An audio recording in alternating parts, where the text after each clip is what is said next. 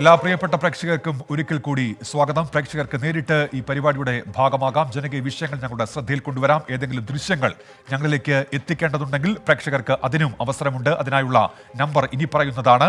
WhatsApp വഴി ദൃശ്യങ്ങൾ ഞങ്ങളിലേക്ക് എത്തിക്കാം. 6235968937 ഈ നമ്പർ വഴി ദൃശ്യങ്ങൾ ഞങ്ങളിലേക്ക് എത്തിക്കാം. ഒപ്പം ഈ പരിപാടിയിലേക്ക് വിളിക്കേണ്ട നമ്പർ ഇതാണ്: 0484283050.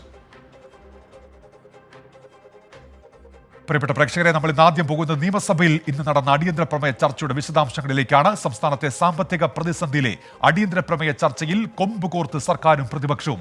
നികുതി വെട്ടിപ്പുകാരുടെ പറുദീസയായി കേരളം മാറി എന്നായിരുന്നു പ്രതിപക്ഷത്തിന്റെ കുറ്റപ്പെടുത്തൽ. സംസ്ഥാനത്തെ ധനപ്രതിസന്ധിക്ക് കാരണം കേന്ദ്ര സർക്കാരാണെന്ന് ധനമന്ത്രി കെ എൻ ബാലഗോപാൽ ആരോപിച്ചു. ചർച്ചയ്ക്ക് ശേഷം അടിയന്തര പ്രമേയം തള്ളിയതോടെ പ്രതിപക്ഷം നിയമസഭ വിട്ടിറങ്ങി. സാമ്പത്തിക പ്രതിസന്ധി അടിയന്തര പ്രമേയമായി വരുമ്പോൾ പ്രതിപക്ഷത്തിനും സർക്കാരിനും ഒരേപോലെ ആശ്വാസം. കേന്ദ്രത്തെ പഴിക്കുന്ന സർക്കാർ പിടിപ്പുകേടിനെ തുറന്നുകാട്ടാമെന്നായിരുന്നു പ്രതിപക്ഷത്തിന്റെ മനസ്സിൽ. കേന്ദ്രത്തിനെതിരായ സമരത്തിൽ കോൺഗ്രസിന്റെ നിസ്സഹകരണം ചർച്ചയാക്കാമെന്നായിരുന്നു സർക്കാരിന്റെ ലക്ഷ്യം. സംസ്ഥാനത്തിന് ധനപ്രതിസന്ധി സഭ നിർത്തിവെച്ച് ചർച്ച ചെയ്യണമെന്നാവശ്യപ്പെട്ട് പ്രതിപക്ഷത്ത് നിന്ന് റോജി എം ജോൺ ആണ് അടിയന്തര പ്രമേയത്തിന് നോട്ടീസ് നൽകിയത്. നോട്ടീസ് നൽകിയതിന് പ്രതിപക്ഷത്തിന് നന്ദി പറഞ്ഞ മുഖ്യമന്ത്രി ചർച്ചയാകാമെന്ന് സമ്മതിച്ചു. കേന്ദ്ര സർക്കാരിന്റെ നയം സാമ്പത്തിക പ്രതിസന്ധിക്ക് കാരണമാണെങ്കിലും സംസ്ഥാനമാണ് പ്രശ്നം രൂക്ഷമാക്കിയതെന്ന് അടിയന്തര പ്രമേയത്തിന് അവതരണാനുമതി തേടിയ റോജി എം ജോൺ. 5 വർഷത്തേക്ക് ധനകാര്യ കമ്മീഷൻ അലോക്കേറ്റ് ചെയ്യുന്ന തുക ആദ്യത്തെ 3 വർഷം മേടിച്ചതിന് ശേഷം പറയുകയാണ് 4ാമത്തെ വർഷം നമുക്ക് പൈസ കുറഞ്ഞു പോയി. കേന്ദ്ര സർക്കാരിന്റെ ഭാഗത്തുനിന്ന് പാളിച്ചയുണ്ട്, വീഴ്ചയുണ്ട്, ഗുരുതരമായിട്ടുള്ള വീഴ്ചയുണ്ട്. ഡിവസീവ് പൂളിൽ നിന്ന് സംസ്ഥാനങ്ങൾക്ക് കൊടുക്കുന്ന വിഹിതം, ആ വിഹിതം ഗണ്യമായിട്ട് കുറച്ചിട്ടുണ്ട്. അതിനെതിരെ ശക്തമായിട്ട് നമ്മൾ സമരം ചെയ്യണം. ആ സമരം ഞങ്ങൾ ചെയ്തിട്ടുണ്ട്. ഭരണകക്ഷി എംഎൽഎമാർ കേന്ദ്രത്തെ കുറ്റപ്പെടുത്തിയപ്പോൾ സംസ്ഥാന സർക്കാരിനെ പ്രതിക്കൂട്ടിൽ നിർത്തിയായിരുന്നു പ്രതിപക്ഷാംഗങ്ങളുടെ കടന്നാക്രമണം. കേന്ദ്ര അവഗണനയല്ല, സംസ്ഥാന സർക്കാരിന്റെ പിടിപ്പുകേടാണ് ധനപ്രതിസന്ധിക്ക് കാരണമെന്ന് പ്രതിപക്ഷ നേതാവ് കുറ്റപ്പെടുത്തി. കേന്ദ്ര ധനമന്ത്രിക്ക് കഴിഞ്ഞ വർഷം സംസ്ഥാന ധനമന്ത്രി അയച്ച കത്തിൽ പറയുന്നത് 31,000 കോടി രൂപ കിട്ടാനുണ്ടെന്നാണ്. പിന്നെ എങ്ങനെയാണ് 57,000 കോടി കിട്ടാനുണ്ടെന്ന് പറയുന്നതെന്ന് പ്രതിപക്ഷ നേതാവിന്റെ ചോദ്യം. നിങ്ങൾ വാറ്റിൽ നിന്നും GST മാറിയപ്പോൾ we have been demanding for the last 5 years നിങ്ങൾ GSTയുടെ ടാക്സ് അഡ്മിനിസ്ട്രേഷൻ സ്ട്രക്ചർ നിങ്ങൾ മാറ്റണം. നിങ്ങൾ മാറ്റിയോ? ഇന്ന് കേരളത്തിൽ ഏത് സാധനവും മറ്റ് സംസ്ഥാനങ്ങളിൽ നിന്ന് കൊണ്ടുവന്ന് നികുതി കൊടുക്കാതെ വിൽക്കാൻ പറ്റുന്ന നികുതി വെട്ടിപ്പുകാരുടെ പറുദീസയാണ് കേരളം. മനസ്സിലായിക്കോ? സംസ്ഥാനം തനത് വരുമാനം വർദ്ധിപ്പിച്ചുവെന്നും പ്രതിസന്ധിക്ക് കാരണം കേന്ദ്രമാണെന്നും ധനമന്ത്രി കെ എൻ ബാലഗോപാൽ. കിട്ടേണ്ട പണം വാങ്ങിയെടുക്കാൻ കേന്ദ്രത്തിനെതിരെ ഒന്നിച്ചു നിൽക്കണമെന്ന് ധനമന്ത്രി ആവർത്തിച്ചു.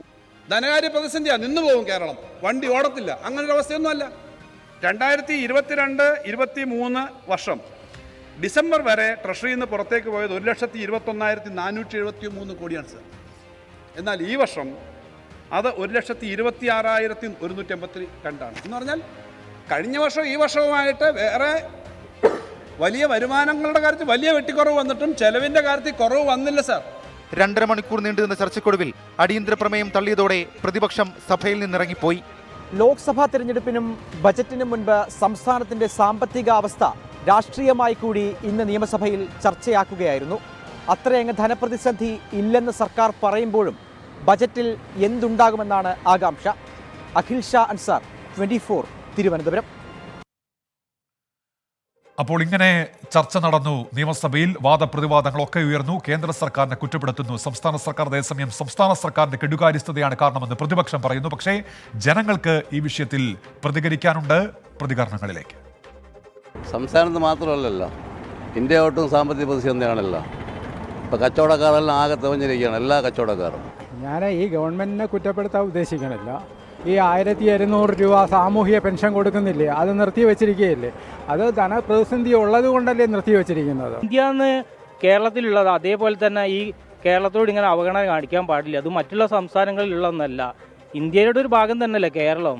അപ്പോൾ എന്തുകൊണ്ട് ഇവരിങ്ങനെ ഈ അവഗണന കാണിക്കുന്നത്? 67 ലക്ഷം ആളുകൾക്കാണല്ലോ പെൻഷൻ കൊടുത്തുകൊണ്ടിരിക്കുന്നത്. അപ്പോൾ അതൊക്കെ മുടങ്ങിക്കെടുക്കാണ്. ഇപ്പോൾ അത് മുടങ്ങാനുള്ള കാരണം തന്നെ ഒരുപാട് പൈസകൾ സർക്കാർ, കേന്ദ്ര സർക്കാർ കേരളത്തിന് കൊടുക്കേണ്ടതായ കാര്യങ്ങളൊന്നും ചെയ്യുന്നില്ല. എങ്ങനെയൊക്കെ കേരളത്തിന് നെരുക്കി കൊല്ലാൻ പറ്റും ആ കോലത്തിലൊക്കെ കൊന്നുകൊണ്ടിരിക്കുന്ന ഒരു സംഭവം. അതിൽ ഭരണകക്ഷിക്ക് എതിരായിട്ട് ഇന്നത്തെ പ്രതിപക്ഷ പാർട്ടികളായിരിക്കുന്ന കോൺഗ്രസും UDF ഇറങ്ങുന്ന സംഘടനകൾ പോലും ഇന്ന് അതിനെ എതിർക്കുകയാണ്. ആർക്ക് സർക്കാരിനെ എതിർത്തിട്ട് അവർക്ക് അനുകൂലമായിട്ട് BJPക്ക് അനുകൂലമായിട്ട് നിൽക്കുന്നൊരു ഇതിലേക്കാണ് പോകും. അതിപ്പോഴത്തെ കേന്ദ്രം തന്നെ കേന്ദ്രം യാതൊരു സംശയവും ഇല്ല. അതിന് ഇവിടുത്തെ പ്രതിപക്ഷം വരെ ഒരു സപ്പോർട്ട് ചെയ്തുകൊണ്ടാണ് നിൽക്കുന്നത്. ഇപ്പോഴത്തെ അന്തരീക്ഷം നോക്കാമെന്നുണ്ടെങ്കിൽ കേരളത്തിൽ ഇവിടെ കിട്ടാനുള്ളതൊന്നും കേന്ദ്രം കൊടുക്കണില്ല. അതിനെക്കൊണ്ടുള്ള പ്രതിസന്ധിയാണ് ഉള്ളത്. അത് കൊടുക്കാമെന്നുണ്ടെങ്കിൽ നമുക്ക് എന്തെങ്കിലും പറയാനുള്ളത് ഉണ്ടായിരുന്നു. കേന്ദ്രം കൊടുത്താലല്ലേ ഇവിടെ കൊടുക്കാൻ കഴിയുള്ളൂ. അപ്പോൾ അങ്ങനെ പല രീതിയിൽ പ്രേക്ഷകർ പ്രതികരിക്കുന്നുണ്ട്, പൊതുജനങ്ങൾ പ്രതികരിക്കുന്നുണ്ട്. ആ വിഷയത്തിൽ CPO സമരം നടക്കുന്നുണ്ട്. സെക്രട്ടേറിയറ്റിന് മുന്നിൽ 530/2019 ആ റാങ്ക് ലിസ്റ്റുമായി ബന്ധപ്പെട്ടാണ് നിയമനം ആവശ്യപ്പെട്ടുകൊണ്ട് സെക്രട്ടേറിയറ്റിന് മുന്നിൽ സമരം നടക്കുന്നത്. ആ വാർത്ത റിപ്പോർട്ട് ചെയ്യണം എന്ന് ഗൂഗിളർ ആവശ്യപ്പെടുന്നുണ്ട്. പല ഘട്ടങ്ങളിൽ നമ്മൾ അതുമായി ബന്ധപ്പെട്ട വാർത്തകളൊക്കെ നൽകിയിരുന്നതാണ്. ആ ലിസ്റ്റിന്റെ കാലാവധി കഴിയാൻ പോകുന്ന പശ്ചാത്തലത്തിൽ അടിയന്തരമായി നിയമനം നടത്താൻ നടപടി വേണം എന്നുള്ള അവരുടെ ആവശ്യം പലതവണ നമ്മൾ അധികാരികളുടെ മുൻപിലേക്ക് എത്തിച്ചിട്ടുള്ളതാണ്. ഇപ്പോഴും സമരം നടക്കുന്നതായിട്ടാണ് പ്രേക്ഷകർ റിപ്പോർട്ട് ചെയ്യുന്നത്. അങ്ങനെ വിവിധ വിഷയങ്ങളിൽ പ്രേക്ഷകരുടെ പ്രതികരണങ്ങൾ വരുന്നുണ്ട്, നമ്മളത് കാണുന്നുണ്ട്. ക്ഷേമ പെൻഷൻ കൊടുക്കാൻ പിരിച്ച പെട്രോൾ, ഡീസൽ സെസ് എവിടെ പോയി, ആരാ ഉത്തരവാദി എന്നിങ്ങനെ ചോദിക്കുന്നുണ്ട്. സാമ്പത്തിക പ്രതിസന്ധിയുമായി ബന്ധപ്പെട്ട ഈ വാർത്ത നൽകുന്ന പശ്ചാത്തലത്തിൽ ജോസ്വിൻ ജോസഫ് ഒപ്പം മറ്റു വിഷയങ്ങളിലുള്ള പ്രതികരണങ്ങളൊക്കെ വന്നുകൊണ്ടിരിക്കുന്നു. നമ്മൾ അടുത്ത റിപ്പോർട്ടിലേക്ക് കടക്കുകയാണ്. ആലപ്പുഴയിൽ BJP OBC മോർച്ച സംസ്ഥാന സെക്രട്ടറി രഞ്ജിത്ത് ശ്രീനിവാസൻ വധക്കേസിൽ എല്ലാ പ്രതികൾക്കും വധശിക്ഷ വിധിച്ചു. അപൂർവങ്ങളിൽ അപൂർവമായ കേസാണെന്ന് നിരീക്ഷിച്ചുകൊണ്ടാണ് 15 പ്രതികൾക്കും കോടതി വധശിക്ഷ വിധിച്ചത്. Mavelikara additional sessions judge VG ശ്രീദേവിയാണ് ശിക്ഷ വിധിച്ചത്. ആദ്യ കേസായി പരിഗണിച്ച് അപ്രതീക്ഷിതമെന്ന് പറയാവുന്ന വിധി പുറത്തുവന്നു. പോപ്പുലർ ഫ്രണ്ട് SDPI പ്രവർത്തകരായ 15 പ്രതികൾക്കും ഒരുമിച്ച് വധശിക്ഷ വിധിച്ചത് അത്യപൂർവം. കൊല്ലപ്പെട്ട രഞ്ജിത്തിന്റെ ഭാര്യ ലിഷ, അമ്മ വിനോദിനി, മക്കൾ എന്നിവരുടെ സാന്നിധ്യത്തിലായിരുന്നു വിധി പ്രസ്താവം. കൊലപാതകത്തിന് പുറമെ ക്രിമിനൽ ഗൂഢാലോചന, തെളിവ് നശിപ്പിക്കൽ, സാക്ഷികളെ ഭീഷണിപ്പെടുത്തൽ, വീട്ടിൽ അതിക്രമിച്ച് കടന്നു കയറൽ തുടങ്ങിയ കുറ്റങ്ങൾക്ക് ജീവപര്യന്തം, കഠിന തടവ്, 15 പ്രതികൾക്കും വിവിധ വകുപ്പുകളിലായി പിഴയും ശിക്ഷയും കോടതി വിധിച്ചു. പിഴയിൽ 6 ലക്ഷം രൂപ രഞ്ജിത്തിന്റെ കുടുംബത്തിന് നൽകണം. ഓരോ പ്രതികൾക്കും 8-ലധികം വകുപ്പുകൾ പ്രകാരം ജീവപര്യന്തം അടക്കമുള്ള തടവ് ശിക്ഷയും വിധിച്ചു. ഇത് വളരെ മുൻപ് തന്നെ ലിസ്റ്റുകൾ തയ്യാറാക്കി ഇരയുടെ ഡീറ്റെയിൽസ് കളക്ട് ചെയ്ത് ആ ഇരയെ കൊലപ്പെടുത്താനുള്ള തീയതി പിന്നീട് നിശ്ചയിക്കുന്ന തരത്തിലുള്ള ഒരു കൊലപാതകമായതുകൊണ്ട് തന്നെ ഇത് അത്യപൂർവമായ കൊലപാതകമാണെന്ന് കണ്ടെത്താൻ സാധിക്കുന്നു എന്നുള്ളതാണ് കോടതി കണ്ടെത്തിയിട്ടുള്ളത്. അന്വേഷണം പഴുതടച്ചതായിരുന്നുവെന്നും വിധിയിൽ സന്തുഷ്ടയാണെന്നും പ്രകൃതിയുടെ നീതിയാണ് നടപ്പിലാക്കിയതെന്നും രഞ്ജിത്ത് ശ്രീനിവാസന്റെ ഭാര്യയും അമ്മയും പറഞ്ഞു. പരമാവധി ശിക്ഷ കൊടുത്തതിൽ സംതൃപ്തരാണ് ഞങ്ങളുടെ നഷ്ടം വളരെ വലുതാണ്. എങ്കിലും കോടതി വിധിയിൽ ഞങ്ങൾക്ക് ആശ്വാസമുണ്ട്. വധശിക്ഷ തന്നെ കിട്ടുമെന്ന് പ്രതീക്ഷിച്ചിരുന്നോ അമ്മേ? പ്രതീക്ഷിച്ചിട്ടുണ്ട്. സാധാരണ രാഷ്ട്രീയ കൊലപാതകമാണെന്നതടക്കമുള്ള പ്രതിഭാഗം വാദങ്ങളെല്ലാം കോടതി നിരാകരിച്ചു. ഹിറ്റ് ലിസ്റ്റ് തയ്യാറാക്കി സൂക്ഷിച്ചത് ഗൂഢാലോചനയുടെ പരിധികൾ എത്രയെന്ന് തെളിയിക്കുന്നു. പ്രതികളുടെ കോടതിയിലെ പെരുമാറ്റത്തിൽ പശ്ചാത്താപമുള്ളതായി കണ്ടിട്ടില്ലെന്നുമാണ് കോടതിയുടെ നിരീക്ഷണം. ശിക്ഷാവിധിയിന്മേൽ മേൽക്കോടതിയെ സമീപിക്കാനാണ് പ്രതിഭാഗത്തിന്റെ നീക്കം. പോപ്പുലർ ഫ്രണ്ട് SDPI പ്രവർത്തകരായ 15 പ്രതികളിൽ കുറ്റകൃത്യത്തിൽ നേരിട്ട് പങ്കെടുത്ത 12 പേരും മുഖ്യ ആസൂത്രകരായ 3 പേരുമാണ് വിചാരണ നേരിട്ടവർ. 15 പ്രതികളിൽ 10ാം പ്രതി ആലപ്പുഴ മെഡിക്കൽ കോളേജിൽ ചികിത്സയിലാണ്. 2021 ഡിസംബർ 19-നാണ് ആലപ്പുഴ വെള്ളക്കിണറുള്ള വീട്ടിൽ അതിക്രമിച്ച് കയറി അമ്മയുടെയും ഭാര്യയുടെയും മകളുടെയും മുന്നിൽ വെച്ച് രഞ്ജിത്ത് ശ്രീനിവാസനെ അതിക്രൂരമായി SDPI പോപ്പുലർ ഫ്രണ്ട് പ്രവർത്തകർ വെട്ടിക്കൊലപ്പെടുത്തിയത്. കേരളത്തിൽ നടന്ന ഒരു കൊലപാതകത്തിൽ 15 പേർക്ക് ഒരുമിച്ച് തൂക്കുകയർ വിധിച്ചു എന്ന അപൂർവതയാണ് രഞ്ജിത്ത് ശ്രീനിവാസൻ വധക്കേസിൻ്റെ പ്രത്യേകത. ഇതിനെ ഒരു രാഷ്ട്രീയ കൊലപാതകമായി കാണാൻ കഴിയില്ല. നിരായുധനായ ഒരാളെ 12 പേർ ചേർന്ന് വളഞ്ഞിട്ട് ആക്രമിച്ചത് കൊലയുടെ നിഷ്ഠൂരത തെളിവാക്കുന്നു എന്നായിരുന്നു കോടതിയുടെ പരാമർശം. MD അധീഷിനൊപ്പം മനീഷ് മഹിബാൽ, 24 ആലപ്പുഴ. അപൂർവങ്ങളിൽ അപൂർവമായ കേസ്, ആ നിലയ്ക്ക് വിധി പ്രസ്താവം ഉണ്ടാകുന്ന KP എന്നുള്ള അക്കൗണ്ടിൽ നിന്ന് വരുന്ന പ്രതികരണം ഇതാണ്. നിയമങ്ങൾ സ്ട്രോങ് ആകട്ടെ, കുറ്റം ചെയ്യുന്നതിന് മുൻപ് ചിന്തിക്കട്ടെ, ഓരോ ജീവനും വിലയുണ്ട് എന്നാണ് ആ അക്കൗണ്ടിൽ നിന്ന് വരുന്ന പ്രതികരണം. ഏതായാലും ഇത് പ്രോസിക്യൂഷൻ അഭിമാന നേട്ടമാണ്, കേസ് അന്വേഷണം നടത്തിയ പോലീസിന് അഭിമാന നേട്ടമാണ്. ജനങ്ങൾക്ക് ഈ വിഷയത്തിൽ പറയാനുള്ളത് എന്താണെന്ന് കേൾക്കാം.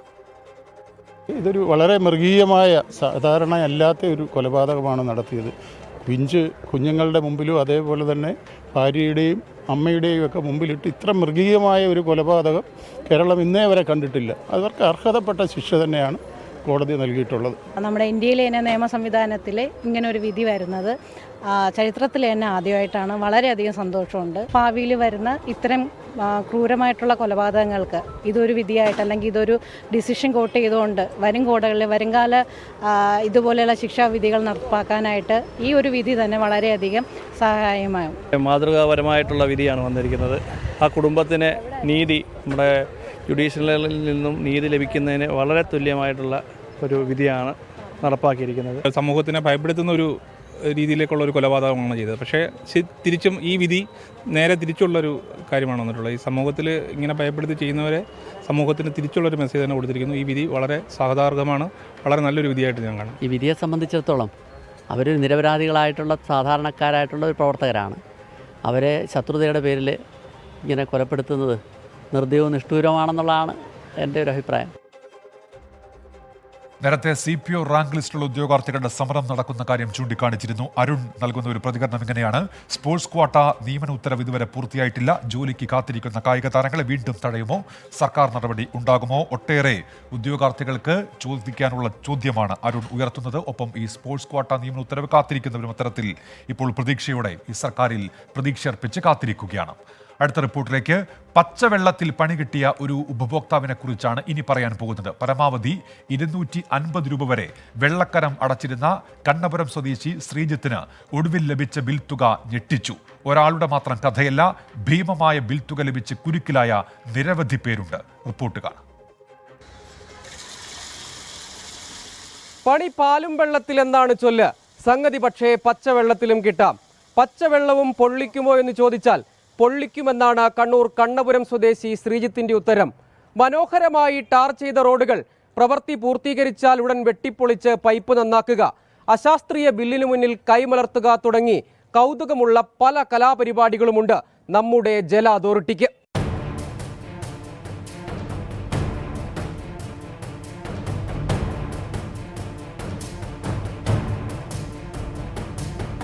കണ്ണൂർ കണ്ണപുരം സ്വദേശിയായ ശ്രീജിത്തിന് 2018 മുതൽ കുടിവെള്ള പൈപ്പ് കണക്ഷനുണ്ട്. നേരത്തെ ബില്ലിനത്തിൽ പരമാവധി ലഭിച്ച ശരാശരി തുക 250 രൂപ. ഒടുവിൽ ലഭിച്ച 2 ബില്ലുകളാണ് ശ്രീജിത്തിനെ ഞെട്ടിച്ചത്. ആദ്യം 7297 രൂപ, തൊട്ടടുത്ത മാസം 13418 രൂപ, രണ്ടും ചേർത്ത് 20729 രൂപ. പരാതിയുമായി ഒരുപാട് പിറകെ നടന്നപ്പോൾ ഭാഗികമായി ജല അതോറിറ്റി പിഴവ് അംഗീകരിച്ചു. പക്ഷേ അപ്പോഴും 7297 രൂപ ബാക്കിയായി. ആൾക്കാരൊരു ഇൻസൾട്ട് ചെയ്യുന്നൊരു മെൻറ്റാലിറ്റിയാണ് ഇവർക്ക്. ഒരു പബ്ലിക് സർവൻ്റ് എന്ന് പറഞ്ഞാൽ ഇവർ അങ്ങനെയല്ല ഡീൽ ചെയ്യുന്നത്. ഇപ്പോഴും തന്നെ എന്ന് പറഞ്ഞാൽ ഇത്രയും പ്രശ്നമായി കഴിഞ്ഞിട്ട് ഞാൻ ഇവരെടുക്കാന്ന് പറഞ്ഞാൽ നിങ്ങൾ മീറ്റർ ടെസ്റ്റ് ചെയ്ത് റിപ്പോർട്ട് കിട്ടിക്കഴിഞ്ഞാൽ ഞാൻ ഈ പേയ്മെൻറ്റ് ചെയ്യാമെന്ന് പറയുമ്പോൾ ഒരു 3 വീക്സ് ആയിട്ട് ഞാനിതിൻ്റെ പിന്നാലെയുണ്ട്. ആർക്കൊരു റെസ്പോൺസ് ഇല്ല. വിളിക്കുമ്പം പറയും ഇല്ല, വന്നിട്ട് സംസാരിക്കാം, നിങ്ങളെ തിരിച്ച് വിളിക്കാം എന്നെല്ലാം പറയല്ലാതെ ഇതുവരെ എന്ന് പറഞ്ഞാൽ ഈ 3 വീക്സിനിടയിൽ എന്നെ അവർ വിളിച്ചിട്ടില്ല. ഞാൻ അങ്ങോട്ട് വിളിച്ചല്ലാതെ.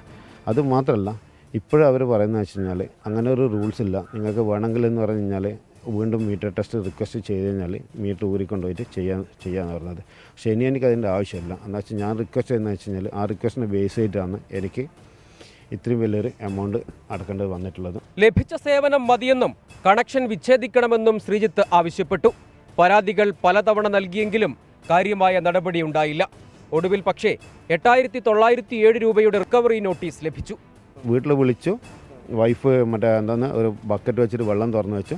മകൾ പോയിട്ടെന്ന് പറഞ്ഞാൽ മീറ്റർ തിരിയുന്നതിൻ്റെ ഒരു വീഡിയോ എടുത്തിട്ട് അയച്ചു കൊടുത്തു കഴിഞ്ഞപ്പോൾ ഇവർ പ്രൊഫഷണലായിട്ടുള്ള മീറ്റർ ടെസ്റ്റിങ്ങും കഴിഞ്ഞു. അതിന് ശേഷം ഞാൻ 5 കംപ്ലൈൻറ്റ് റേസ് ചെയ്തിട്ടുണ്ടെങ്കിലും ഒരാൾ വന്നിട്ട് ആ മീറ്റർ ഒന്ന് ചെക്ക് ചെയ്തില്ല ഇതുവരെ. സാങ്കേതിക പ്രശ്നങ്ങളാകാം ഭീമമായ ബില്ലിന് പിന്നിലെന്നാണ് ശ്രീജിത്തിന്റെ വാദം. സമാന കുരുക്കിലായ മറ്റു പലരുമുണ്ടെന്നും ശ്രീജിത്ത് പറയുന്നു. ഇതൊക്കെ ജല അതോറിറ്റിക്ക് അത്ര പുത്തിരിയല്ലെന്നറിയാം. പക്ഷേ പാവം ജനങ്ങളാണ് ഇങ്ങനെ കുരുക്കിലാകുന്നത്. പ്രജ്വൽ സുരേഷിനൊപ്പം സജോ ദേവസ്യാം, 24 കണ്ണൂർ. പൊതുജനം കഴുതയല്ല സാർ. ഒരു കാര്യം അദ്ദേഹം ഉറപ്പിച്ചു പറയുന്നുണ്ട്: അമിതമായ വെള്ളത്തിന്റെ ഉപയോഗമോ പൈപ്പ് പൊട്ടലോ ഇക്കാലയളവിൽ ഒന്നും ഉണ്ടായിട്ടില്ല. വാട്ടർ അതോറിറ്റിക്ക് പറ്റിയ സാങ്കേതിക പിഴവ്, അത് ഉപഭോക്താവിന്റെ ബാധ്യതയാകുന്നത് എങ്ങനെ എന്നതാണ് ചോദ്യം. പ്രതികരണങ്ങളിലേക്ക്. ഞാനിപ്പോൾ 3 കണക്ഷൻ എടുത്തിട്ടുണ്ട്. പിന്നെ അനിയന്മാരെ വീട്ടിനും ഇതിനും വേണ്ടിയിട്ട് ഇതുവരെ 2 കണക്ഷൻ ഇതുവരെ ഞാൻ ടാപ്പ് പോലും തുറന്നിട്ടില്ല. ടാപ്പ് ഇതുവരെ തുറന്നിട്ടില്ല. ഇപ്പോൾ എല്ലാ മാസം ബില്ല് വരണം. ഞാൻ ഒറ്റ പ്രാവശ്യത്തെ ബില്ല് അടച്ചിട്ടുണ്ട്. ഇതുവരെ ടാപ്പ് സാധനം ഉപയോഗിച്ചിട്ടില്ല. ഉപയോഗിക്കാണ്ട് നമ്മളിത് അടക്കാൻ കഴിയില്ല. ഇത് ഒരു സമയത്ത് ടാപ്പ് തുറന്നത് വെള്ളം ഉണ്ടായില്ല. അതുകൊണ്ട് പിന്നെ ഞാൻ ഒന്നും ചെയ്യില്ല, ഒന്നും അടക്കില്ല. വെള്ളക്കരം ഒരുപാട് കൂടിയിട്ടായി. ഇപ്പോൾ ഒരു വീടെടുക്കണം എന്ന് പറഞ്ഞാൽ അതിൻ്റെ കരം കൂടിയിട്ട് വീടെടുക്കാൻ പറ്റാത്ത അവസ്ഥ. തറ കെട്ടണം തന്നെ അത്രയും ബുദ്ധിമുട്ടില്ലത്. അപ്പോൾ ആരും ഒന്നിനും നിൽക്കുന്നില്ല. എല്ലാവരും എന്താ ചെയ്യുക, അങ്ങനെ ഒരു അവസ്ഥയിൽ എല്ലാവരും ഭയങ്കര, ആരോട് പറയാൻ, ഇവിടെ ഒരു ഭരണ സംവിധാനമുണ്ടോ, ഒരു ശരിക്കും പറഞ്ഞാൽ നിയമമുണ്ടോ, ഒന്നും മനസ്സിലാകുന്നില്ല. ഇപ്പം പേപ്പറിൽ തുറന്നു നോക്കിയാൽ വെറും അടിയും കൂടി അങ്ങനത്തെ ഒരു അവസ്ഥ. അപ്പോൾ ജനങ്ങളെ ദുരിതത്തിലാക്കുന്ന നിലപാടിൽ നിന്ന് വാട്ടർ അതോറിറ്റി പിന്മാറണം എന്നുള്ള ആവശ്യം ഉയരുന്നുണ്ട്. ആ ബില്ലിന്റെ കാര്യത്തിൽ എന്താണ് സംഭവിച്ചത് എന്ന് ആ ഉപഭോക്താവിനോട് കൃത്യമായി വിശദീകരിച്ച് ആ ബിൽ തുക ഇളവ് നൽകണം എന്നുള്ള ആവശ്യമാണ് അതുമായി ബന്ധപ്പെട്ട് ഉയരുന്നത്. നമ്മൾ നേരത്തെ നൽകിയ രഞ്ജിത് ശ്രീനിവാസൻ വധക്കേസിലെ ശിക്ഷാവിധിയുമായി ബന്ധപ്പെട്ട വാർത്തയിൽ പ്രതികരണങ്ങളൊക്കെ വരുന്നുണ്ട്. നിഷ്ഠൂരമായ കൊലപാതകം വിധി അർഹിക്കുന്നു, a very big salute to judiciary എന്നിങ്ങനെ ഒരുപാട് പ്രേക്ഷകർ ആ വിഷയവുമായി ബന്ധപ്പെട്ട് സജീവമായി തന്നെ പ്രതികരണങ്ങൾ അറിയിക്കുന്നുണ്ട്.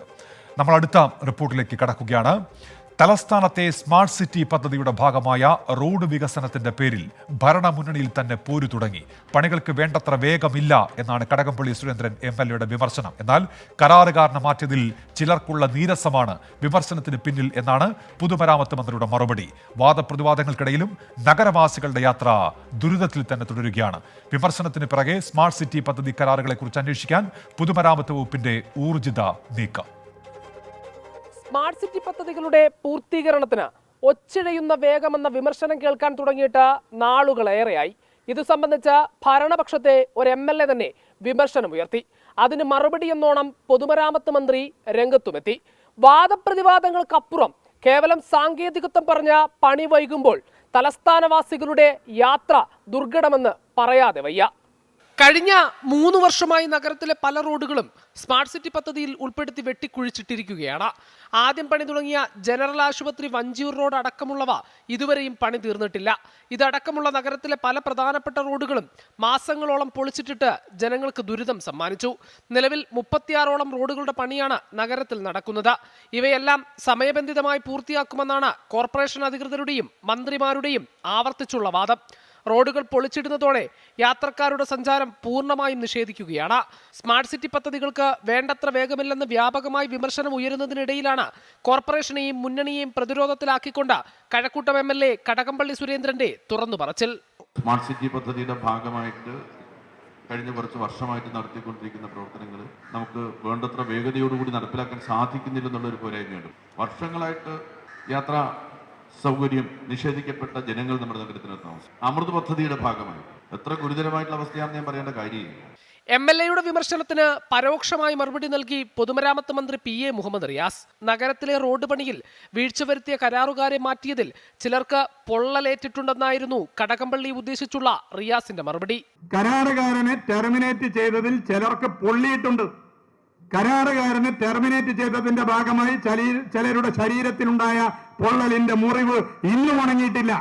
അതിന്റെ പ്രശ്നമുണ്ട്, അതിന്റെ ചില പ്രയാസങ്ങൾ ചിലർക്കുണ്ട്. ആ പ്രയാസമാണ് കുപ്രചരണങ്ങൾ. തിരിയേണ്ടവർക്കെല്ലാം തിരിഞ്ഞു എന്നാണ് ഞാൻ മനസ്സിലാക്കുന്നത്. പദ്ധതി വൈകുന്നതിന് കാരണം കരാറുകാരാണെന്ന് മന്ത്രിയുടെ വാദം. ചില സാങ്കേതിക കാരണങ്ങളാൽ ആദ്യം ജോലി ഏൽപ്പിച്ച കരാറുകാരനെ മാറ്റിയതിനാലാണ് പണി വൈകുന്നതെന്നാണ് മന്ത്രിയുടെ വിശദീകരണം. അതേസമയം റോഡ് പണി സമയബന്ധിതമായി പൂർത്തിയാക്കാത്തതിൽ സ്മാർട്ട് സിറ്റി പദ്ധതികൾക്ക് നൽകിയ കരാറുകളെ സംബന്ധിച്ച് വിശദമായി അന്വേഷിക്കാനാണ് പൊതുമരാമത്ത് വകുപ്പിന്റെ നീക്കം. 2024 ഏപ്രിലിന് മുമ്പ് മുഴുവൻ പണികളും പൂർത്തിയാക്കുമെന്നാണ് കോർപ്പറേഷൻ വൃത്തങ്ങൾ സൂചിപ്പിക്കുന്നത്. മുൻപ് കരാറെടുത്ത കരാറുകാരൻ വേണ്ടത്ര ഗൗരവത്തോടെ ജോലിയെ സമീപിച്ചില്ല. അത്തരം സാങ്കേതികത്വമാണ് അധികൃതർ പണി വൈകുന്നതിന്റെ കാരണമായി ചൂണ്ടിക്കാട്ടുന്നത്. അതൊക്കെയും പണി വൈകുന്നതിന് കാരണമായിട്ടുണ്ടായിരിക്കാം. പക്ഷേ കഴിഞ്ഞ 3 വർഷമായി ഭരണസിരാകേന്ദ്രമായ നഗരത്തിലൂടെ യാത്രയെന്നത് ദുരിതമെന്ന് പറയാതെ വയ്യ. സിറിൽ ഡി ലെസ്ലിക്കൊപ്പം ഹരികൃഷ്ണൻ, 24 തിരുവനന്തപുരം. പൊതുജനം കഴുതയല്ല സാർ. അപ്പോൾ വർഷങ്ങളോളം മുടങ്ങിക്കിടന്ന സ്മാർട്ട് സിറ്റി റോഡ് പണി പല കരാറുകാർക്കായി പകർത്തു നൽകിയതാണ് ജനങ്ങൾക്കിപ്പോൾ പാരയായിരിക്കുന്നത്. മുന്നറിയിപ്പില്ലാതെയും ബദൽ യാത്രാ ക്രമീകരണം ഒരുക്കാതെയും റോഡ് വെട്ടിക്കീറിയതോടെ അക്ഷരാർത്ഥത്തിൽ ജനം നട്ടം തിരിയുകയാണ്. പ്രതികരണങ്ങളിലേക്ക്.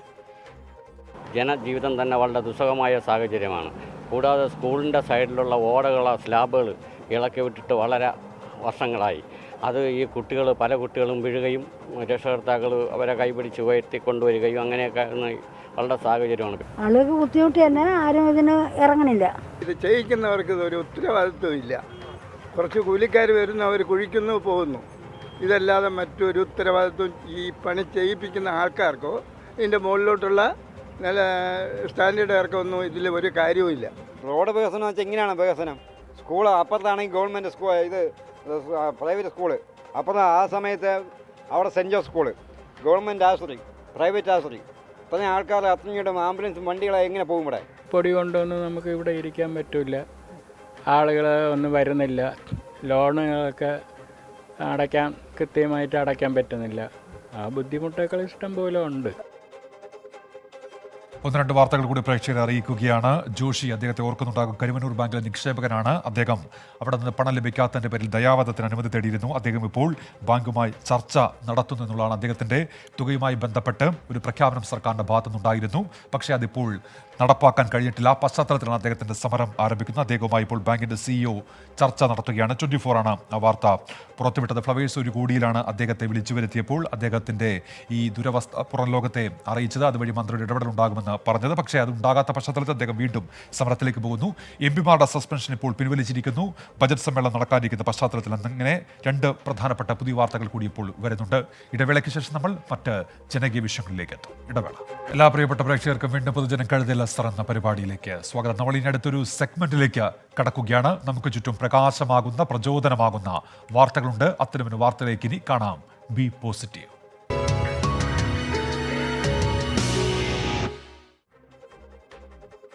ഷോക്കേറ്റ് വീണ കാക്കയ്ക്ക് CPR നൽകി ജീവൻ രക്ഷിച്ച സംഭവത്തിലേക്കാണ് ഇനി. കോഴിക്കോട് കാരശ്ശേരി അങ്ങാടിയിലാണ് ഈ സംഭവം. മുക്കത്തെ സന്നദ്ധ പ്രവർത്തകനായ KC മുനീഷാണ് കാക്കയുടെ രക്ഷകനായത്.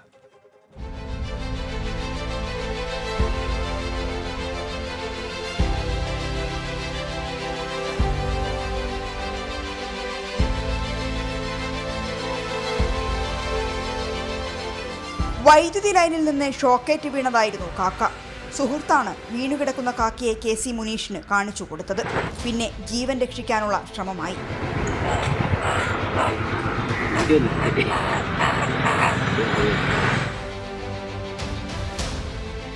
ഇതോടെ ചലനമറ്റു കിടന്ന കാക്ക ഒന്നനങ്ങി.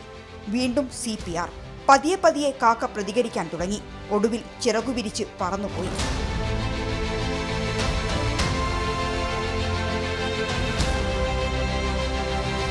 ഇതിനു മുൻപും നിരവധി രക്ഷാപ്രവർത്തനങ്ങളിൽ മുനീഷ് ഭാഗമായിട്ടുണ്ട്. വീഴുന്നത് നമ്മൾ കണ്ടിട്ടില്ല. അത് വീണ് കിടക്കുന്നത് അപ്പോൾ തൊട്ടടുത്തുള്ള ഒരാൾ പറഞ്ഞിട്ട് ഇങ്ങനെ ഷോക്കേറ്റ് വീണ് കിടക്കുകയാണ്. അപ്പോൾ കാക്ക ചത്ത പോലെ കിടക്കുകയാണ്. അപ്പം തന്നെ ഉടനെ നമ്മൾ CPR കൊടുത്തു. CPR കുറേ കൊടുത്തപ്പോൾ കാക്ക ചെറിയ രൂപത്തിലൊക്കെ അനക്കം സംഭവിച്ച് പിന്നെ കൊടുത്ത് അങ്ങനെ കാക്ക പിന്നെ റെഡിയായി. പിന്നെ കാക്ക അങ്ങോട്ട് പറന്നു പോയതാണ്. സുഹൃത്തുക്കളാണ് ഈ രക്ഷാപ്രവർത്തനം ഫോണിൽ പകർത്തിയത്. സമൂഹ മാധ്യമങ്ങളിൽ തരംഗമായിരിക്കുകയാണ് ഈ വീഡിയോ ഇപ്പോൾ. 24 കോഴിക്കോട്.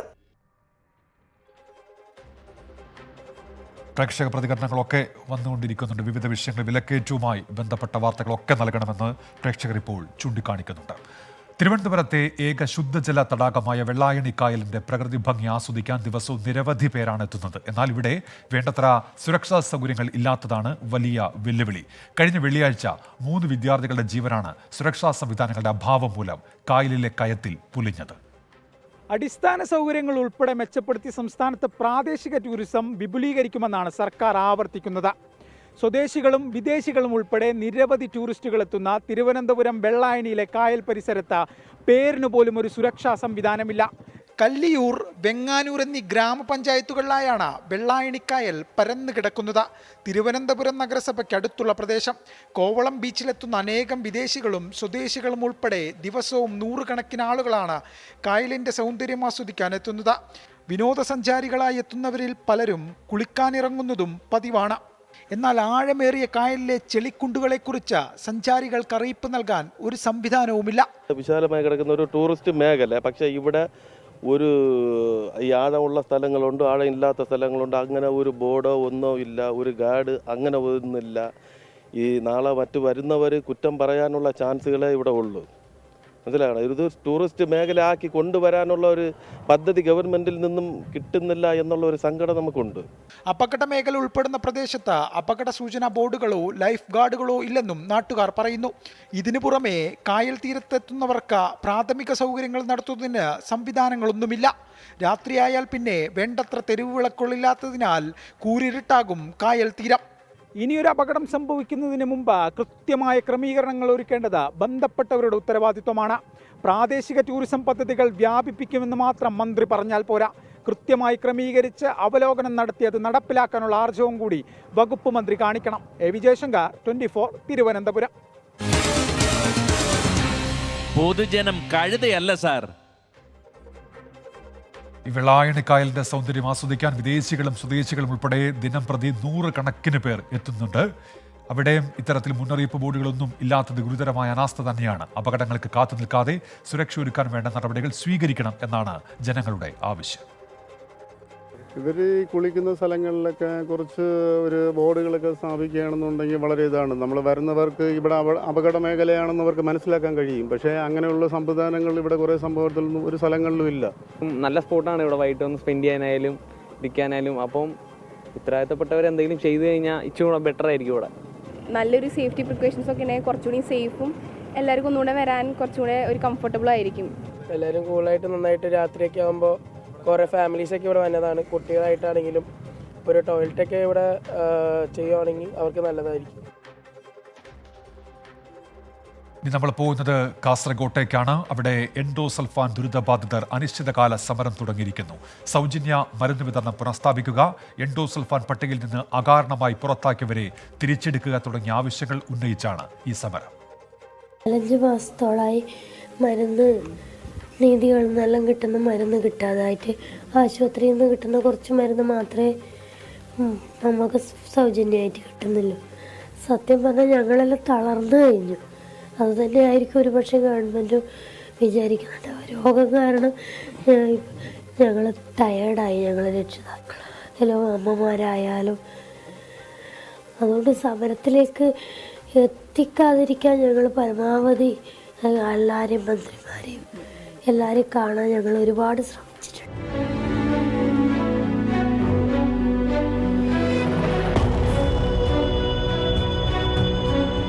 ഒരിടവേളയ്ക്ക് ശേഷം എൻഡോസൾഫാൻ ദുരിതബാധിതർ വീണ്ടും സമരവുമായി തെരുവിൽ. ജീവിതം സമാനതകളില്ലാത്ത പ്രതിസന്ധികൾക്ക് നടുവിലാണെന്ന് അവർ വിളിച്ചു പറയുന്നു. സുപ്രീം കോടതി വിധിപ്രകാരമുള്ള സൗജന്യ മരുന്ന് വിതരണം പുനഃസ്ഥാപിക്കണമെന്നാണ് പ്രധാനപ്പെട്ട ആവശ്യം. ജീവിക്കുന്ന ഒരു മാർഗവുമില്ല. മരുന്ന് കിട്ടുന്നില്ല. 1600 പെൻഷൻ മാത്രമേ കിട്ടുന്നുള്ളൂ. അത് ഞങ്ങൾക്ക് മരുന്നിന് എനിക്ക് ടെൻഷൻ, മംഗലാരത്തിന് ടെൻഷൻ്റെ ഗുളിക തിന്നുന്നു. അതും കൂടെ എനിക്ക് ചെയ്യുന്നില്ല. പെൻഷൻ തന്നെ കൊടുക്കുന്നില്ല.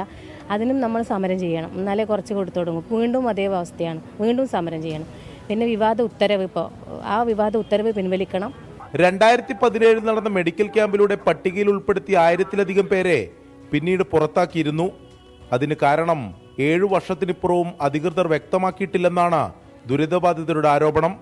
പട്ടികയിൽ നിന്ന് പുറത്താക്കപ്പെട്ട കുടുംബങ്ങളും സമരപ്പന്തലിലെത്തി. സമരത്തിലേക്ക് ഇറങ്ങേണ്ടി വന്നത് ഇപ്പോഴത്തെ ഈ സർക്കാരിൻ്റെ ഈ ഭരണത്തിൽ ഒരു പെൻഷനും കൂടി റദ്ദായി കിടക്കുന്നത് കൊണ്ട് സമരത്തിന് കൂടി ഇറങ്ങേണ്ടി വന്നു. ഭയങ്കര ദൂരം. അതിന് മാറ്റിയെടുക്കാൻ വേണ്ടി നമ്മൾ ചെയ്യുന്ന സമരത്തിന് അവർ പറയുന്നത് അങ്ങനത്തെ ഒന്നും ഇല്ല. അത് പിന്നെ ഇല്ലെങ്കിൽ ഈ കുഞ്ഞുങ്ങളെല്ലാം അവർക്ക് കണ്ണില്ല കാണാൻ. മന്ത്രി PA മുഹമ്മദ് റിയാസ് ചെയർമാനായ എൻഡോസൾഫാൻ സെല്ലിന്റെ യോഗം ചേർന്നിട്ട് 1 വർഷം പിന്നിട്ടു. പരാതി പറയാൻ പോലും ഇടമില്ലെന്ന് ചുരുക്കം. നീതി ലഭിക്കുന്നതുവരെ സമരം തുടരുമെന്നാണ് ദുരിതബാധിതർ പറയുന്നത്.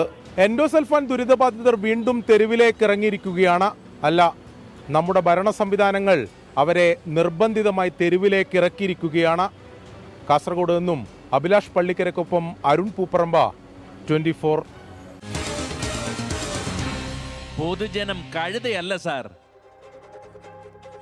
സമാനതകളില്ലാത്ത പ്രതിസന്ധികൾക്ക് നടുവിലാണ് എൻഡോസൾഫാൻ ദുരിതബാധിതർ. തെരുവിൽ സമരം ചെയ്യേണ്ട സാഹചര്യം, അതിലേക്ക് അവരെ എത്തിക്കാൻ പാടില്ലായിരുന്നു. പ്രതികരണങ്ങളിലേക്ക്. കാണുന്നില്ലേ നിങ്ങൾക്ക്? പ്രയാസം ഇല്ലു പറയാൻ. 18 വയസ്സിന് താഴെയുള്ള കുട്ടികളെ ഒരു 511 ആളെ എടുത്തു. അതിലും ഇവൻ ഔട്ടായി. ഇല്ല, ഒന്നും പെൻഷൻ ഒന്നും കിട്ടുന്നില്ല. ഒരു ആശ്വാസകരമുണ്ട്, അതും കിട്ടുന്നില്ല. അത് കിട്ടിയതിന് കുറച്ച് ആശ്വാസമായിരുന്നു നമുക്ക്. ഭർത്താവിന് സുഖമില്ല, ഇവൻ്റെ അനിയനുണ്ട്, അവൻ ഉച്ചവരെ ക്ലാസ് എടുത്തിട്ട് ഉച്ചരിഞ്ഞിട്ട് പണിക്ക് പോകും. 1031 പേരെയും തിരിച്ചെടുക്കണം. ഞങ്ങൾക്ക് മകത്തിന് ചികിത്സ എല്ലാം തന്നെ നമുക്ക് കിട്ടുന്നില്ല. അത് കിട്ടാതെ ഒരുപാട് ആളുണ്ട്. പെൻഷൻ മുടങ്ങി കിടക്കുന്നു. പിന്നെ തിരുവനന്തപുരം പോലെ പോയിട്ട് നമ്മൾ സത്യാഗ്രഹം നടത്തിയതാണ്. ഞങ്ങൾ കാലശേഷം ഇപ്പം തന്നെ ഞങ്ങൾക്കെല്ലാം സുഖമില്ലാതായി. മരുന്ന് ഇല്ല, എല്ലാം വാങ്ങണം, പുറത്തുനിന്ന് വാങ്ങണം, വലിയ പൈസ വരുന്നുണ്ട്. പിന്നെ ആകെ കിട്ടുന്നത് നമുക്കൊരു 1600 പെൻഷൻ കിട്ടുന്നുണ്ട്.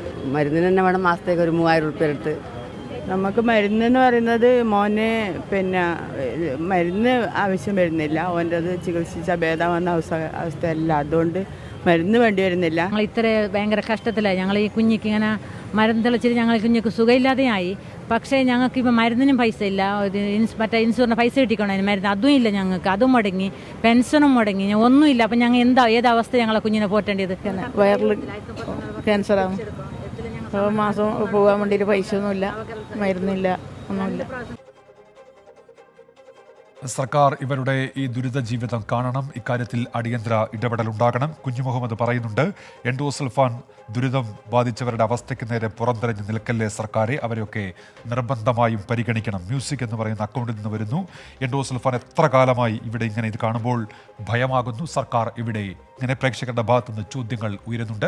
സർക്കാരിൻ്റെ ഇടപെടൽ അടിയന്തരമായി ഈ വിഷയത്തിൽ ഉണ്ടാകുമെന്നാണ് നമ്മൾ പ്രതീക്ഷിക്കുന്നത്. ഇനിയും എറണാകുളത്തേക്കാണ് നമ്മൾ പോകുന്നത്. പൊതുഗതാഗത സംവിധാനത്തിൻ്റെ പ്രധാന കേന്ദ്രമായ വൈറ്റില ഹബിനുള്ളിലെ പാത തകർന്നു തുടങ്ങിയിട്ട് 3 വർഷമാകുന്നു. ആസൂത്രണമില്ലാതെ ചതുപ്പ് നിലത്ത് പാകിയ ഇന്റർലോക്ക് കട്ടകൾ ഇടിഞ്ഞ് താഴ്ന്നാണ് പാത ഗതാഗതയോഗ്യമല്ലാതായത്. പുതുതായി നിർമ്മിക്കുന്ന മൊബിലിറ്റി ഹബിനൊപ്പം വൈറ്റില ഹബും നവീകരിക്കും എന്നാണ് ചുമതലയുള്ള CSML-ന്റെ വിശദീകരണം.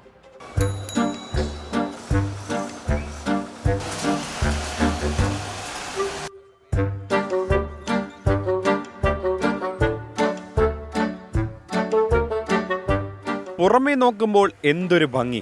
തറയോട് പാകി മിനുങ്ങി നിൽക്കുന്ന വൈറ്റില ഹബ്ബ്. തലയെടുപ്പുള്ള കൊമ്പന്മാർ തിടമ്പേറ്റാൻ മത്സരിച്ചു വരുന്ന പോലെ ആനവണ്ടിയും ഇളയ സഹോദരന്മാരും.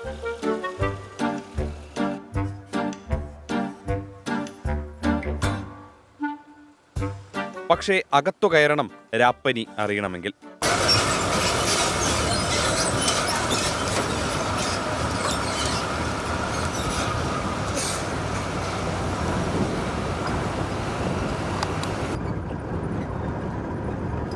എരമല്ലൂർ കാക്കനാട് റൂട്ടിലോടുന്ന സ്വകാര്യ ബസ്സിലാണ് ഞാനിപ്പോൾ ഉള്ളത്. ഈ ബസ്സിൽ വൈറ്റില മൊബൈലിറ്റി ഹബ്ബ് വഴി വണ്ടി ഓടിക്കുന്ന ഡ്രൈവറോട് തന്നെ നമുക്ക് ഇതുവഴിയുള്ള യാത്രാ അനുഭവം ചോദിക്കാം. ചേട്ടാ, നല്ല സസ്പെൻഷനൊക്കെ ഉള്ള വണ്ടിയാണോ? എങ്ങനെയാണ് ഇതുവഴി ഓടിക്കുമ്പോൾ തോന്നുന്നത്? വണ്ടി സസ്പെൻഷനൊക്കെ കൂടുതൽ റോഡിൻ്റെ ഇതാണ് പറയാനുള്ളത്. നമുക്ക് റോഡിലൂടെ എടുക്കുമ്പോഴത്തേക്കും കടലിൽ കൂടി പോകുന്നൊരു ഫീലിംഗാണ് നമുക്ക് ഇവിടെ കൂടി കിട്ടുന്നത്. ഈ വഴി ഹബ്ബിലേക്ക് കയറി കഴിയുമ്പോൾ ഹബ്ബിൻ്റെ എൻട്രി തൊട്ട് നമ്മൾ ഇറങ്ങിപ്പോകുന്നവരെ ഓളം തള്ളുന്ന പോലെയുള്ള ഇതാണ്. നട്ടെല്ല് വെള്ളമാകുന്നത് ഡ്രൈവർമാർക്ക് മാത്രമല്ല. ചതുപ്പ് നിലത്തിൽ ആസൂത്രണമില്ലാതെ ടൈൽ പാകിയതാണ് ദുരവസ്ഥയ്ക്ക് കാരണമെന്നാണ് വിമർശനം. 3 വർഷമായി വൈറ്റില ഹബ്ബിലേക്കും അതിനകത്തുമുള്ള റോഡുകളിലും കുഴി വീണിട്ട് ഇടയ്ക്കൊന്ന് ഓട്ടയടച്ച് പോയതൊഴിച്ചാൽ കാര്യമായി പണിയൊന്നും നടന്നിട്ടില്ല. ഹബ്ബിലേക്കുള്ള റോഡ് നവീകരിക്കാൻ പുതിയ പദ്ധതി പ്രഖ്യാപിച്ചിട്ടുണ്ട്. എന്നാൽ എപ്പോഴെന്ന് ആർക്കും നിശ്ചയമില്ല. കൊച്ചിൻ സ്മാർട്ട് മിഷൻ ലിമിറ്റഡിനാണ് നിർമ്മാണ ചുമതല. വൈറ്റില ഹബ്ബിലെയും പരിസരത്തെയും റോഡൊക്കെ കണ്ടപ്പോഴാണ് ഇതുപോലൊരു അഡ്വഞ്ചർ മോഡ് ബൈക്ക് വാങ്ങിയാലോ എന്നൊരു ആഗ്രഹം. പറ്റിയാലൊന്ന് ഹിമാലയത്തിലും പോകാം, ഓഫ് റോഡും പരിശീലിക്കാം. കൊച്ചിയിൽ നിന്നും അഭിത്തിനൊപ്പം അജീഷ് ജയകുമാർ, 24. പൊതുജനം കഴുതയല്ല സാർ. മെട്രോ നഗരമെന്നാണ് നമ്മൾ പറയുന്നത്. പക്ഷേ അങ്ങനെ പറയുമ്പോഴും നാണക്കേടാകും വിധമാണ് വൈറ്റില ഹബ്ബിലെ നിലവിലെ സ്ഥിതി. റോഡിന്റെ നവീകരണത്തിന് ഇനിയും എത്ര നാൾ കാത്തിരിക്കണം എന്നാണ് ജനങ്ങൾ ചോദിക്കുന്നത്. പ്രതികരണങ്ങളിലേക്ക്. ടിക്കറ്റ് കൊടുക്കുമ്പോൾ ഇതുവഴി പോകുന്ന സമയത്ത് ഓളം തള്ളി പ്രശ്നമാകുമോ? പിന്നെ തീർച്ചയായും ഭയങ്കര ബുദ്ധിമുട്ടുണ്ടാകാറുണ്ട്. ആൾക്കാരുടെ മുഖത്തേക്ക് കയറും, ബ്രേക്കും മണ്ണുണ്ട്, ചവിട്ടും മണ്ണുണ്ടല്ലോ. ഇതേപോലത്തെ കുഴിയുടെ ഇടയിൽ കൂടി വണ്ടി കാണുമ്പോൾ ചാടിച്ചാടിയില്ലേ, അപ്പോൾ ഒരുപാട് ബുദ്ധിമുട്ടുണ്ടാകാറുണ്ട്. ടിക്കറ്റ് കൊടുക്കുമ്പോഴാണെങ്കിലും ആൾക്കാർ ഈത്തയും വിളി നമ്മൾ കേൾക്കേണ്ടി വരും. റോഡ് ഭയങ്കര ശോചനീയാവസ്ഥ, ഭയങ്കര ബുദ്ധിമുട്ട്. റോഡ് മൊത്തത്തിലേ പോയി കിടക്കും, നടു പോവും, അതേപോലെ തന്നെ കുണ്ടും കുഴിയും. അപ്പോൾ അവിടെ നല്ല പാത വരുമെന്ന് പ്രതീക്ഷിക്കാം. രണ്ട് പ്രധാനപ്പെട്ട വാർത്തകൾ വരുന്നു. ക്ഷേമ പെൻഷൻ വിതരണത്തിൽ ഇടപെടൽ ആവശ്യപ്പെട്ടുള്ള പൊതു താൽപര്യ ഹർജിയിൽ കേന്ദ്ര സംസ്ഥാന സർക്കാരുകൾക്കും സാമൂഹ്യനീതി വകുപ്പിനും ഹൈക്കോടതി നോട്ടീസ് അയച്ചു എന്നുള്ള വാർത്ത. പോലീസ് സംഘം വഴിതെറ്റി കാട്ടിലകപ്പെട്ടു എന്നുള്ള വാർത്ത നിഖിൽ പ്രമേശ് പാലക്കാട് റിപ്പോർട്ട് ചെയ്യുന്നുണ്ട്. അഗളി ഡിവൈഎസ്പി അടക്കമുള്ള സംഘം വഴിതെറ്റി കാട്ടിലകപ്പെട്ടു. ഇവർ മാവോയിസ്റ്റ് തെരച്ചിലിനായി പോയതാണ്. സുരക്ഷിതമാണ് സംഘം. അവർ നാളെ തിരികെ എത്തും എന്നാണ് ഇപ്പോൾ നിഖിൽ പ്രമേശ് റിപ്പോർട്ട് ചെയ്യുന്നത്. ചെറിയൊരു ഇടവേളയിലേക്ക് അതിനുശേഷം മറ്റ് വാർത്തകൾ. പൊതുജനം കഴുതയുള്ള ശ്രദ്ധ പരിപാടിയിലേക്ക് എല്ലാ പ്രേക്ഷകർക്കും വീണ്ടും സ്വാഗതം. സമൂഹ മാധ്യമങ്ങളിൽ നടക്കുന്ന വ്യാജ പ്രചാരണങ്ങളുടെ വസ്തുത പരിശോധിക്കുകയാണ് ഇനി. കാണാം വ്യാജ.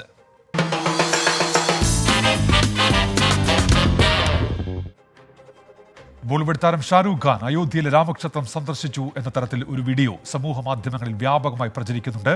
ഇതിൽ വസ്തുതയുണ്ടോ? റിപ്പോർട്ട് കാണാം. അയോധ്യ രാമക്ഷേത്ര പ്രതിഷ്ഠാ ചടങ്ങിൽ നിരവധി ബോളിവുഡ് താരങ്ങൾ പങ്കെടുത്തിരുന്നു. ഷാറുഖ് ഖാനും അയോധ്യ രാമക്ഷേത്രം സന്ദർശിച്ചു എന്ന തലക്കെട്ട് നൽകിയാണ് വീഡിയോ പലരും പ്രചരിപ്പിക്കുന്നത്. പ്രചരിക്കുന്ന വീഡിയോയിൽ ഒരു അമ്പലത്തിൽ നിന്നും ഷാറുഖ് ഖാനും കുടുംബവും ഇറങ്ങി വരുന്നതും കാണാം. 24 ഫാക്ട് ചെക്ക് വിഭാഗം നടത്തിയ പരിശോധനയിൽ ഷാറുഖ് ഖാൻ രാമക്ഷേത്രത്തിൽ പങ്കെടുത്ത വീഡിയോ അല്ല പ്രചരിക്കുന്നതെന്ന് മനസ്സിലായി. അയോധ്യ രാമക്ഷേത്ര ചടങ്ങിൽ പങ്കെടുക്കാൻ നിരവധി സിനിമാ താരങ്ങൾക്ക് ക്ഷണം ലഭിച്ചിരുന്നു. ചടങ്ങിൽ പങ്കെടുത്ത താരങ്ങളെക്കുറിച്ചുള്ള നിരവധി റിപ്പോർട്ടുകൾ പല മാധ്യമങ്ങളും റിപ്പോർട്ട് ചെയ്തിരുന്നു. ഇത്തരത്തിലുള്ള റിപ്പോർട്ടുകളിലൊന്നും ഷാറുഖ് ഖാൻ അയോധ്യ സന്ദർശിച്ചതായി പരാമർശമില്ല. കൂടുതൽ പരിശോധനയിൽ ആന്ധ്രാപ്രദേശിലെ തിരുപ്പതി ക്ഷേത്രത്തിൽ കഴിഞ്ഞ വർഷം ഷാറുഖ് ഖാൻ കുടുംബസമേതം സന്ദർശനം നടത്തിയിരുന്നു എന്ന് കണ്ടെത്താനായി. അയോധ്യയിലേത് എന്ന തരത്തിൽ പ്രചരിക്കുന്നത് തെറ്റായ വീഡിയോയാണ്. ഷാറുഖ് ഖാനും കുടുംബവും തിരുപ്പതി സന്ദർശനം നടത്തിയത് 2023 സെപ്റ്റംബറിലായിരുന്നു. ഷാറുഖ് ഖാന്റെയും കുടുംബത്തിന്റെയും തിരുപ്പതി സന്ദർശനം പ്രമുഖ വാർത്താ ഏജൻസിയായ ANI ട്വീറ്റ് ചെയ്തിരുന്നു. ANIയുടെ ട്വീറ്റിലുള്ള വീഡിയോയിലെ ദൃശ്യങ്ങൾ തന്നെയാണ് പ്രചരിക്കുന്ന വീഡിയോയിലുമുള്ളതെന്ന് പരിശോധനയിൽ വ്യക്തമായി. Fact check desk 24. Sarath Kerala എന്നുള്ള അക്കൗണ്ടിൽ നിന്ന് പറയുന്നു, നാണമില്ലേ 24-ന് പോലീസ് ജോലിക്കായി നിയമനം കാത്തു നിൽക്കുന്ന യുവാക്കൾ വഞ്ചിതരായി സെക്രട്ടേറിയറ്റിന് മുന്നിൽ സമരം ചെയ്യുമ്പോൾ ആ ന്യൂസ് മുക്കി എന്നാണ് പറയുന്നത്. അങ്ങനെ ഒരു മുക്കലുമില്ല ശരത്തെ. നമ്മൾ ആ വാർത്ത പല ഘട്ടങ്ങളിൽ റിപ്പോർട്ട് ചെയ്തിട്ടുള്ളതാണ്. ആ ഉദ്യോഗാർത്ഥികളുടെ ബൈറ്റുകൾ സഹിതം നമ്മൾ റിപ്പോർട്ട് ചെയ്തിട്ടുണ്ട്. അവർക്കായി ശബ്ദിച്ചിട്ടുണ്ട്. നേരത്തെയും സമാനമായ രീതിയിൽ പ്രക്ഷോഭങ്ങൾ നടന്ന സമയത്തൊക്കെ കൃത്യമായ കമന്റുകൾ, അവരുടെ ആവശ്യങ്ങൾ അതൊക്കെ സർക്കാരിൻ്റെ മുന്നിലേക്ക് എത്തിച്ചിട്ടുള്ളതാണ്. അതുകൊണ്ട് ശരത്തിൻ്റെ ആ വാദത്തിന് യാതൊരു അടിസ്ഥാനവുമില്ല എന്ന് സൂചിപ്പിക്കട്ടെ. പൊതുജനം കഴുതില്ല സർ എന്ന പരിപാടിയുടെ ഇന്നത്തെ ഈ ലക്കം പൂർത്തിയാകുന്നു. ഇനി നാളെ ഇതേ സമയത്ത് കാണാം. ഇനി ന്യൂസ് സൂപ്പർ ഫാസ്റ്റ് ആണ്. ശ്രീലക്ഷ്മി ചേരും. നമസ്കാരം.